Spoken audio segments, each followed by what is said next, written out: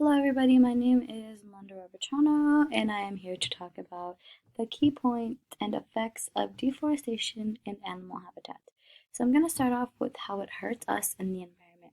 So trees give us oxygen, and when you are cutting down the trees, you are limiting oxygen as well as these trees soak up excess carbon. So when they're not soaking up the excess carbon, there is more greenhouse gases that build up and heat up the atmosphere, which causes climate change and weather patterns around the globe. And cutting down these trees impacts the animals because you're cutting out their home, you're destroying their where they live, and without their natural habitat, many species go extinct because they can't adapt to other living conditions.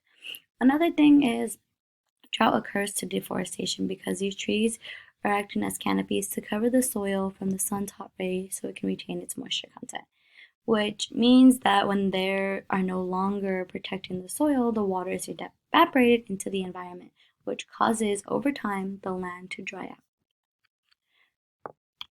How deforestation benefits us. So this gives us access to the products we use every day, such as farming, livestock grazing, drilling, and mining. And all these activities are in place to help us as people in the environment to get things we need today, such as its agricultural use, as in fruits, vegetables, things of that sort, things we plant and we can use to eat and sell in stores. And then these new plantings can help to mitigate the harvests that occur. Number two is we have an opportunity to discover new species. I found it interesting that within deforestation, we have researchers go out and see what kind of animals live there, what things there are, and they discovered that there's like tens of thousands of new species in the rainforest that have been discovered since the 1950s. And there's also been countless new insects discovered. So I think it's really interesting that we can find new species throughout this.